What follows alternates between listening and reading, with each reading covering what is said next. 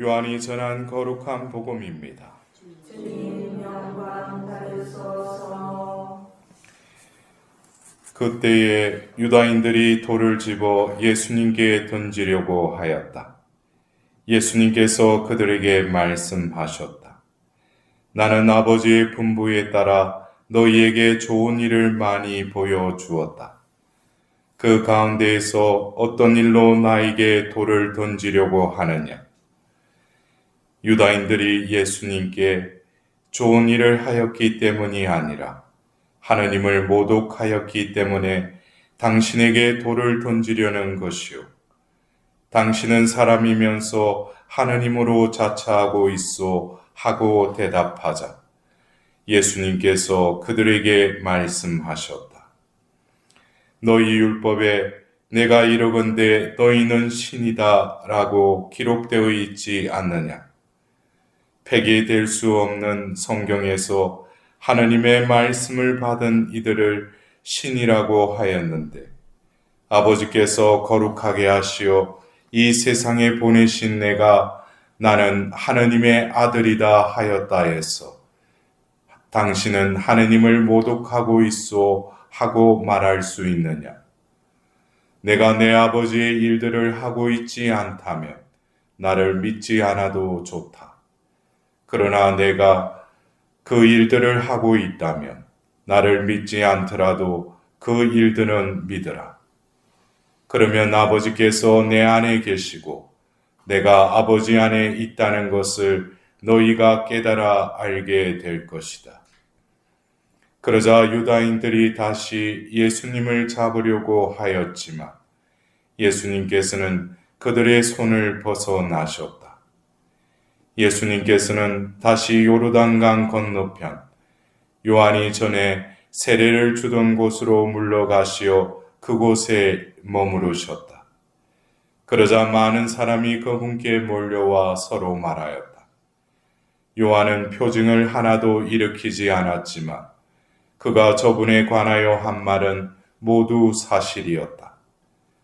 그곳에서 많은 사람이 예수님을 믿었다.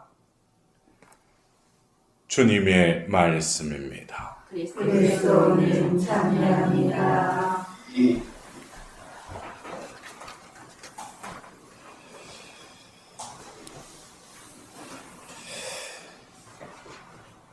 우리가 이 요한복음 득택에 이 논쟁 가운데 예수님의 그 신언에 대해서 우리는 그냥 예수님은 하느님의 아드님이시다. 그리스도이시다. 이렇게 알고 있지만 예수님께서 스스로 자신을 어떻게 자신을 여기고 있는가 그것에 대해서 요한복음의 이 논쟁의 장면에서 예수님께서 하시는 그 말씀을 통해서 예수님이라는 이 존재는 아버지 그 관계를 떠나서는 자신을 생각하지 않는다는 것이죠. 그래서 어떻게 보면은 이 예수님처럼 나라는 이 존재를 여러분들은 어떻게 나라고 할 때 하나님을 연결시키셔요? 아니면 나를 바라봅니까? 예수님은 늘 아버지와 아들, 이거는 일체이시죠. 그리고 그들을 하나로 엮는 또 영이 또 함께 하시죠. 그래서 예수님께서는 자신을 뭐예요? 아버지께서 나를 보내셨다. 아버지와 나는 하나다. 예수님의 이 존재는 당신을 보내신 분의 그 뜻을 이루기 위해서 이 땅에 머무르고 계심을 예수님께서는 재차 확인시켜 주십니다. 그리고 오늘 예수님께서 유다인들이 하나님을 모독하였다고 그랬어요. 그래서 돌을 던지려고 했어요. 하나님을 모독하였다. 유다인들의 눈에는 예수님이 하는 이 말의 내용을 보면은 어떤 신성모독이에요. 왜? 그들에게 있어서는 모세로부터 받은 10계명의 제2계명이 뭡니까? 하느님 이름을 헛되이 부르지 마라 그랬죠. 근데 예수님은 하느님을 심지어 아버지라고 불러요. 예? 이것은 유다인들에게 있어서는 납득하지 못할 뿐만 아니라 감히 상상도 하지 못하는 것을 예수님은 스스럼 없이 그냥 발설하시는 거예요. 그러면서 오늘 예수님께서 그 유다인들에게 그러죠. 하느님의 말씀을 받은 이들을 신이라고 하였다. 성경에서 하느님의 말씀을 받은 이들을 신이라 하였다. 근데 여러분들, 우리가 요즘에도 한간에 주위에서 보면 이단, 또 자기가 교주 행세하면서 자신이 오기로 된 재림할 그리스도다 하면서 또 그런 사람들한테 사람들이 몰리고 그러잖아요. 근데 그런 자신이 자처하는 신이 아니에요. 원래 우리의 존재. 그래서 제가 이 사순 시기는 특히 올해 이 사순 시기를 지내면서 제 마음에, 제 영혼에 계속 하나님께서 잊을만 하면 또 두드리시고 하시는 그 말씀이 어떤 이 복음의 말씀, 어떤 독서의 말씀이라기보다는 제 수요일 그 사제의 입을 통해서 사람아 했던 그 사람에 계속 제 마음이 이렇게 움직였어요. 그때 여러분들 그래요. 죄를 바르면서 사람아 했죠. 그러면 여러분들이 나와서 그 사제의 입을 통해서 사람아 할 때는 나를 부르는 거 아니겠어요? 그럴 때 그 사람아라고 하는 것이 하느님이 지으신 그 피조물로서의 그 사람을 말하겠죠. 그러나 그 죄를 받는 나도 사람아라고 부를 때 나 자신을 또 사람이라고 생각하죠.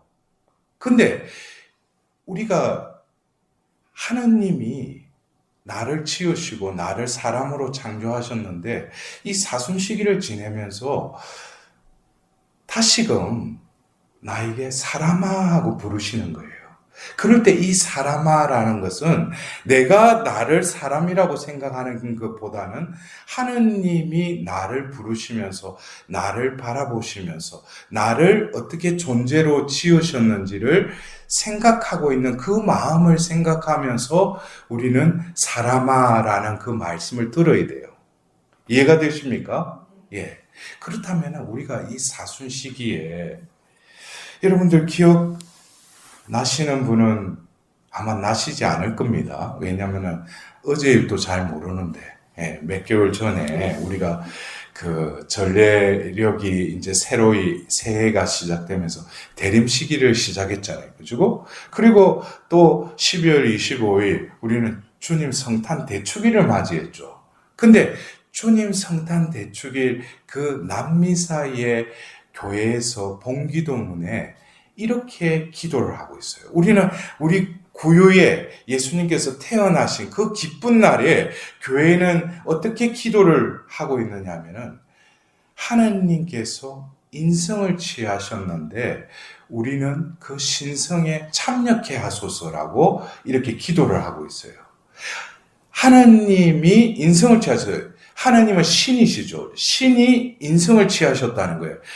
이 성탄의 의미는 우리가 그 신성에 참여케 하소서라고 기도하고 있어요. 이 말은 결국 우리라는 이 존재가 그냥 한낱 먼지가 아니라 먼지를 빚어서 코에 숨을 불어넣어서 어떻게 됐어요? 비로소 생명체가 되게 한 것이 바로 사람이라는 존재죠.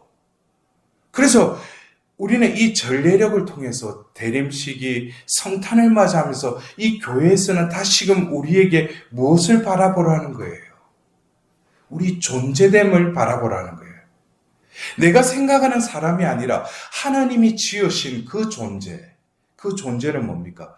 먼지일 뿐인 그 존재이지만 그 존재에 숨을 불어넣어서 생명체가 되게 한 그 존재이라는 것이죠. 그렇다면 오늘 이 예수님의 이 말씀은 예수님이 자신이 신이다 라고 해서 유다인들이 신성모독, 하느님을 모독하였다고 그러는데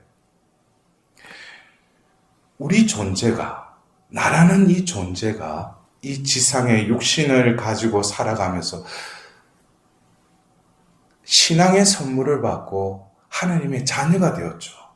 그렇다면은 이 사순 시기를 통해서 하나님께서는 이제 다음 주 파스카 축제일을 우리는 앞두고 있죠. 그 파스카의 신비를 통해서 하나님께서 무엇을 이루시려고 그래요? 성탄 때 당신의 아들을 보내서 바로 인성을 취하신 그 신성에 우리를 참여케 하도록 우리를 초대하셨죠. 그리고 이 전례력이 흘러가면서 이제 이 사순 시기를 통해서 사라마라고 부르시는 그 하나님의 눈길, 그 하나님의 마음, 그리고 그 하나님께서 그 사람되게 살아라고 우리에게 주신 그 말씀을 바라보면서 내 자신이 얼마만큼 죄로 손상되었고 죄의 타락 중에 허덕이고 있는 나 자신을 직시하고 통회하고 육신의 재계를 지키면서 우리는 이 파스카 축제로 들어가야 돼요. 그럴 때 하나님께서는 파스카의 신비를 통해서 이제는 뭡니까? 신성에 참여하게 할 뿐만 아니라 그 신성으로 우리를 원래의 존재로 우리를 다시 일으키셔야 오는 거예요. 이것이 바로 파스카 신비의 궁극적인 하나님께서 하고자 하시는 그 목적이죠. 우리를 다시 일으키셔야 온다는 거예요. 그래서 우리가 이 부활 시기가 시작되면서 부활 시기 마지막 주일날 부활 대축일 막을 내리는 그때 우리는 무엇을 또 대축일을 지내죠. 무슨 대축일을 봐요? 성령 강림 대축일. 그때 다시금 하나님께서는 이제는 다시금 우리 안에 그 신성, 당신의 영을 우리에게 보내신다는 거예요. 그래서 우리가 이 1년이라는 이 전례력 안에서 사라마라고 부르시는 그 하나님. 오늘 예수님께서는 나는 하나님의 아들이다. 왜 하나님의 아들인 거예요? 아버지께서 내 안에 계시고 내가 아버지 안에 있다는 것이에요. 그렇다면 우리들도 사라마라고 부르셨는데 내가 바라보는 사람이 아니라 하나님이 바라보시고 여기시는 그 사람답게 살아간다는 것은 나도 하나님 앞에 안에 있고 하나님께서 내 안에 머물 때 나도 뭡니까? 바로 하나님의 자녀죠. 그래서 이 인성과 신성에 우리가 나라는 이 존재가 얼마만큼 하나님의 사람답게 살아가는가. 그래서 오늘 일독서의 예레미야서를 보면은 예레미야가 지금 어떤 공공에 처해 있죠. 사람들이 말만 하면은 사람들이 나를 박해하고 없애려고 하니까. 근데 여기서 보면은 여러분들이 만일에 이러한 처지에 있으면 어떻게 하겠어요? 하나님께 부르짖게 좀 살려달라고. 근데 예레미야서 오늘 우리가 들었던 20장 10절에서는 자신의 공공의 그 당하고 있는 비참한 현실에 대해서 하나님께 토로를 해요. 근데 11절, 12절, 13절에는 이제 더 이상 이 공공 속에서 자기가 하나님께 구해달라고 그러지 않으셔요. 하나님께서 뭡니까? 어떤 분이심을 고백해요. 하나님은 용사라는 거예요. 그리고 뭡니까? 하나님은 복수해 주신다는 거예요. 이것은 내가 지금 처해 있는 이 현실에 내가 급급해서 그것에 그냥 허덕이는 게 아니라 거기서 눈을 들어서 하나님을 바라보는 거예요. 하나님께 자신의 그 존재를 맡겨드리는 거죠. 그러면서 13절에 뭐예요? 뜬금없이 이 공궁 속에서도 하나님께 어떻게 주님께 노래 불러라. 주님을 찬양하여라. 그분께서 가난한 이들의 목숨을 악인들의 손에서 건지셨다. 이거는 이미 뭡니까? 자신이 지금 처해 있는 이 상황 속에서도 이미 앞을 내다본 거예요. 이것은 어떻게 보면 우리가 창세기 22장에 아브라함이 하나님으로부터 너 아들 이삭을 번제물로 바치라고 했는데 아침에 일어나서 뭐예요? 이삭과 같이 걸어가죠. 근데 이삭이 뭐라고 해요? 아버지, 이 장작과 풀은 있는데 그 번제물로 바칠 양은 어디 있습니까? 그러니까 아브라함도 자신도 모르게 뭐라고 그래요? 하나님께서 몸소 마련해 주실 것이다. 이거는 자기가 하는 말이 아니에요. 믿음이 이미 보이지 않는 실제를 바라보고 확정한 것이죠. 이게 신앙입니다. 그래서 우리는 이 사순 시기를 지내면서 이제 다가오는 이 파스카 축제를 기대해야 돼요. 우리가 죄에 허덕이고 있고 이 육신의 장막 안에 갇혀 있을지라도 하나님께서는 다시금 뭡니까? 당신의 신성에 참여하도록 우리를 초대했던 성탄 대축일에 우리를 초대하셨을 뿐만 아니라 이 파스카의 신비를 통해서 우리를 다시금 그 무덤에서 다시 일으켜 주신다는 거예요. 그래서 우리는 기대해야 돼요. 우리가 해야 될 것은 나의 존재가 사람답지 못하게 살고 있음에 대해서 진정으로 하나님께 통회할지라도 예레미야처럼 주님 당신께서는 기필코 이 죽음의 늪에서 나를 건져주실 거라고. 그리고 주님을 찬미하나이다 라고 할 때 하나님은 그래 네가 나를 신답게 여기고 있구나. 나도 신으로서 너가 원래 창조된 그 모습대로 너를 다시금 회복시켜서 일으켜주겠다. 하나님은 얼마나 멋진 분이신지 모르셔요? 기대하십시오. 우리가 이 사순식이 무겁고 좀 어중중한 그 분위기 속에도 믿는 이들에게는 하나님께서 깊이 있고 하실 그 파스카의 신비를 우리는 기대하면서 그 축제의 문을 향하여 우리는 나아가야 할 것입니다. 오늘도 예수님께서 유다인들과 논쟁을 하지만 유다인들은 기가 막히고 눈이 열리지 않아서 예수님의 말씀을 알아듣지 못할 뿐만 아니라 그분을 알아보지도 못합니다. 여러분들, 우리는 그분을 알지 않습니까? 그분을 믿지 않습니까? 그분의 능력, 그분의 힘을 우리는 신뢰하지 않습니까?